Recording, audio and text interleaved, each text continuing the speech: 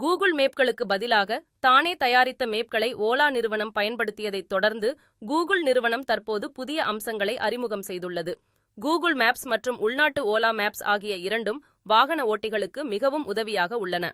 சமீபத்தில் ஓலா மேப்ஸை இந்திய நிறுவனங்கள் ஓராண்டு காலத்துக்கு இலவசமாக பயன்படுத்தலாம் என ஓலா நிறுவனர் பாவிஷ் அகர்வால் அறிவித்தார்.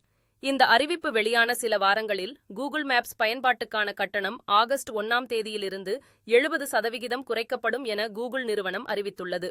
மேலும் கூகுள் மேப்ஸில் புதிய அம்சங்களை சேர்க்க உள்ளதாகவும் அறிவித்துள்ளது.